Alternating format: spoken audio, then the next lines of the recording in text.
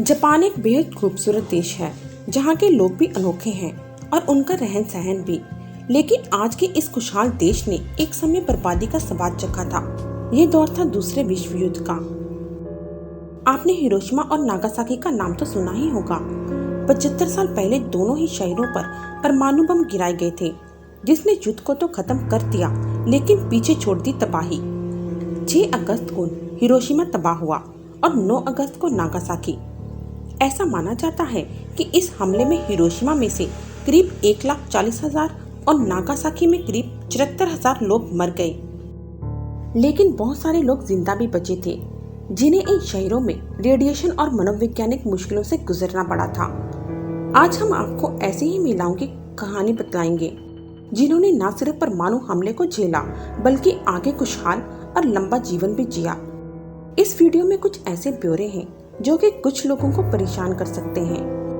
Britain के photo journalist ली Karen स्टो ने 75 साल पहले परमाणु बम हमले में जीवित बची महिलाओं के फोटो लिए और उनके साथ बातचीत की है। अमिको ओकाडा। अमिको उस वक्त 8 साल की थी जब हिरोशिमा पर परमाणु बम गिराया गया। उनकी बड़ी बहन मिको और 4 अन्य रिश्तेदारों की इसमें मौत हो गई।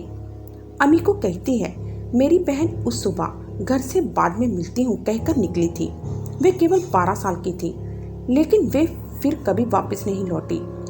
किसी को भी नहीं पता कि उनके साथ क्या हुआ। मेरे पेरेंट्स ने पूरी ताकत से उन्हें खोजने की कोशिश की। उन्हें उनकी बॉडी कभी नहीं मिल पाई। मेरी माँ उस वक्त प्रेग्नेंट थी, लेकिन उनका गर्भपात हो गया। हमारे पास खाने के लिए भी कुछ नहीं था। हमें रेडिएशन के बारे में तब कुछ नहीं पता था। ऐसे में हमें जो भी मिला हमने वे सब उठा लिया। उस वक्त खाने की जुगाड़ सबसे बड़ी समस्या थी। लोग चोरी करने लगे थे। पानी स्वादिष्ट लगता था।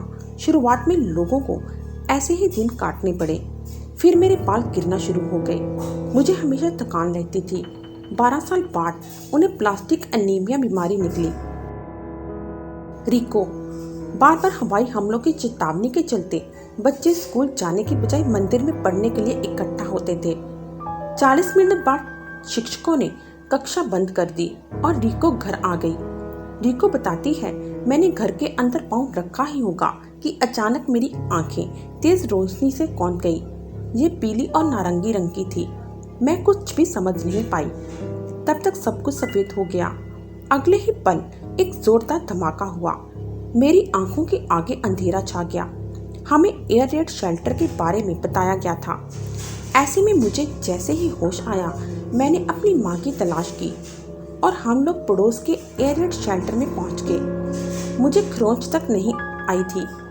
मैं माउंट कॉनपीरा की वजह से बच गई थी, लेकिन पहाड़ के दूसरी तरफ के लोग इतने भाग्यशाली नहीं थे।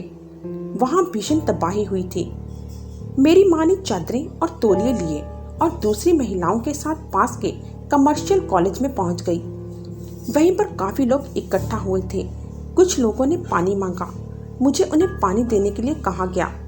मैंने एक कटोरा उठाया और पास की नदी से उसे भरा और उन्हें पीने के लिए दे दिया। पानी का घूंट पीते ही वे मर गए। एक के बाद एक लोग मरते गए। गर्मियों का वक्त था और कीड़े और बदबू के डर से शवों का तुरंत अंतिम संस्कार करना पड़ा। Bureau report, daily news.